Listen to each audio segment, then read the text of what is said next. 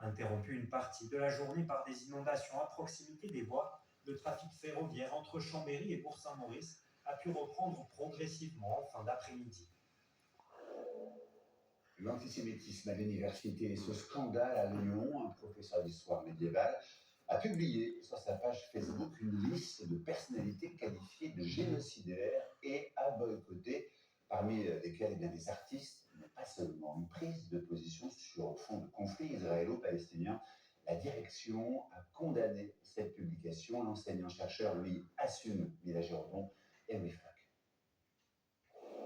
Tout est parti d'un post Facebook publié le 20 septembre dernier par un professeur d'histoire médiévale de l'université Lyon 2.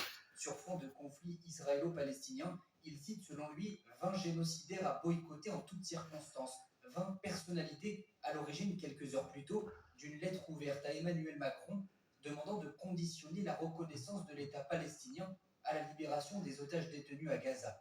Parmi les nommés, l'animateur Arthur, l'actrice Charlotte Gainsbourg ou encore Jonathan Arfi, président du Conseil représentatif des institutions juives de France. C'est une diffamation inacceptable parce que chacun peut avoir un point de vue différent sur ce qui se passe au Proche-Orient, sur ce qui se passe entre Israël et Hamas, et de voir qu'un enseignant à l'université se prête à ce raccourci coupable-là, c'est quelque chose qui est à la fois inédit et qui doit être, je crois, dénoncé par tous. Sur Facebook, l'enseignant réfute toute accusation antisémite, évoque une calomnie, il n'a pas souhaité nous répondre. L'université Lyon 2 nous explique qu'il a été reçu par la présidente de l'établissement ce matin et nous renvoie vers son communiqué. Nous condamnons avec la plus grande fermeté le contenu de cette publication, qui ne représente aucunement notre université, ni les valeurs qu'elle défend et transmet. Nous déterminerons dans les meilleurs délais les mesures qui s'imposent.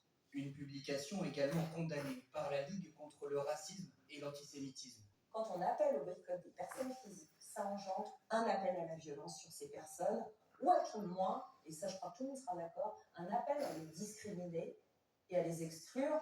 Nouvelle affaire à Lyon 2, après l'interruption en mars dernier d'un cours et les menaces à l'encontre d'un enseignant par une quinzaine de manifestants pro-palestiniens.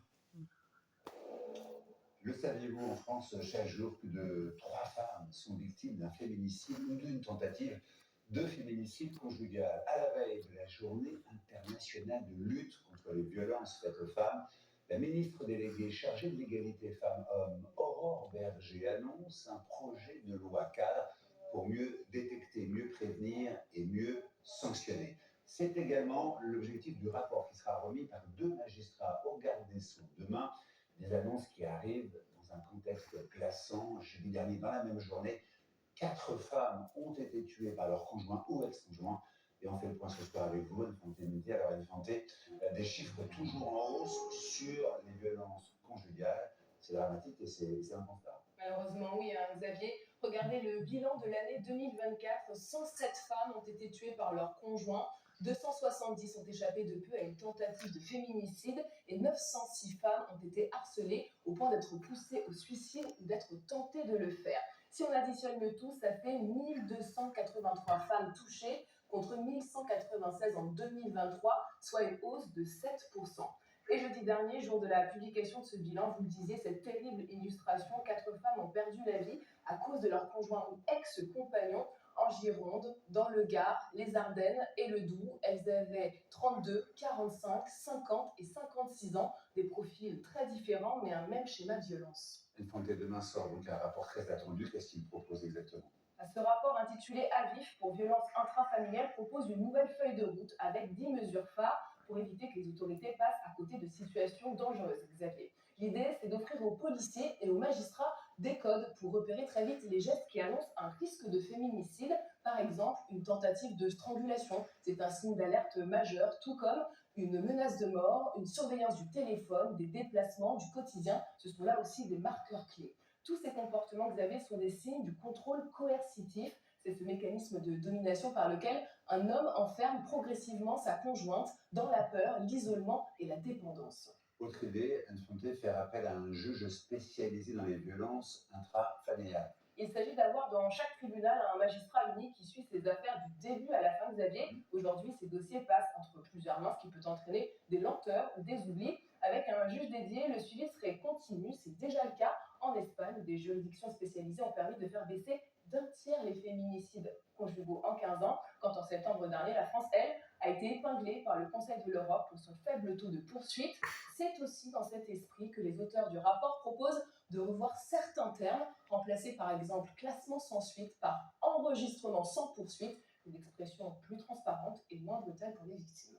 Merci Alphonse pour ces explications. C'est dans ce contexte que le procureur général d'Aix-en-Provence a décidé de se rapprocher des associations qui s'occupent d'animaux maltraités. Il entend désormais demander au parquet d'enquêter sur d'éventuelles violences familiales quand des animaux sont battus. Pour lui, les violences animales peuvent être révélatrices. Attention, certaines images peuvent choquer. Explication Anthony Després et Adrien Quintard. Chaque année, la SPA de Marseille accueille des centaines d'animaux abandonnés, mais aussi maltraités, comme ce chat qui a subi de graves sévices. Il a attrapé le chat avec un couteau, il lui a arraché la peau, et la peau, il a mis sur le mur avec des épingles. On ne sait pas ce qui se passait dans sa tête, mais regardez l'état du chat. Et selon ce bénévole, derrière ces actes de maltraitance se cache souvent une violence domestique contre des personnes du foyer. Il nous est arrivé de rentrer dans un logement où il y a des dizaines et dizaines de chats, où il y a des chiens dans le logement, et on voit des enfants dormir à même le sol dans les déjections animales. Donc autant pour les animaux qui sont maltraités dans des conditions pareilles que pour les enfants qui dorment dans des excréments, on ne peut pas laisser ça comme ça.